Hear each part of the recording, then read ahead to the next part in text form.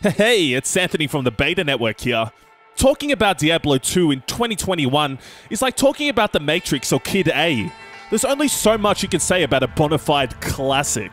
The sheer shockwave of influence from Blizzard's arguable magnum opus are still being acknowledged today through games like Path of Exile and Torchlight, but I believe the original still remains the best.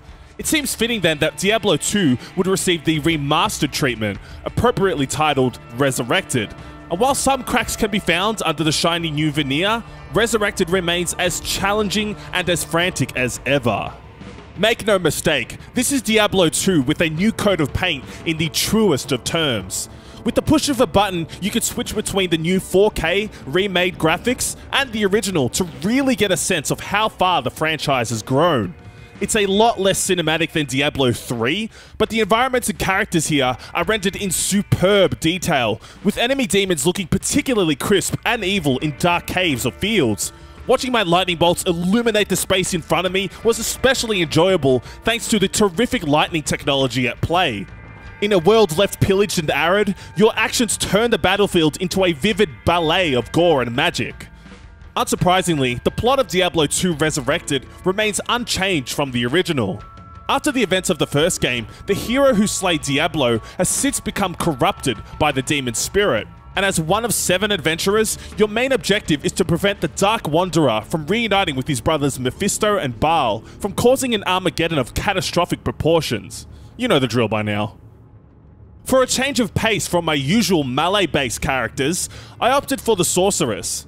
I found it to be quite versatile, with the myriad of spells being able to dish out significant damage at both close and long range. As a last resort, chipping away at demons with a dagger or staff proved a little too risky. I often found myself overrun by enemies, surviving huge fights by the skin of my teeth. Whether it was with spells or weapons, however, combat truly felt like 21 years had long since passed. The words clunky and repetitious came to mind. Or as my friend likes to call them, Jank City Resurrected. Ultimately, the hits didn't feel like they had much impact, despite the brand new sound design across the board. In comparison to Diablo 3, Diablo 2 Resurrected provides a significant challenge. A death punishes you with the loss of gold on top of dropping all your equipped weapons. This makes the players walk back to their corpse over and over again, an extremely taxing grind. But at the end of the day, it's best to push through and make your failures a learning experience, coming back to kick butt with a fiery vengeance. After successfully slaying the demons who defeated me though, I was fueled by my growth as a warrior, eager to continue. Even as it might be jarring for some players like me who are familiar with Diablo 3 but fresh to Resurrected, I thrived in the chaos. The straightforward, untroubling style of gameplay extends to the interface too. There is a true sense of freedom at play here, with no hand-holding or guiding arrows to follow, so it really does feel like an adventure. That being said, it can be easy to miss certain story beats. I often found myself wandering around aimlessly, like that giant Terminator haystack in Conker's Bad Fur Day, which can only be so alluring for so long.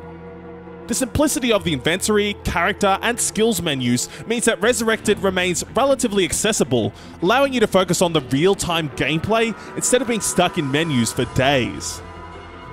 So, who is Diablo 2 Resurrected really for? Because there isn't much here that hasn't been done better by other, more recent games. However, as the originator of its kind, it practically demands no comparison.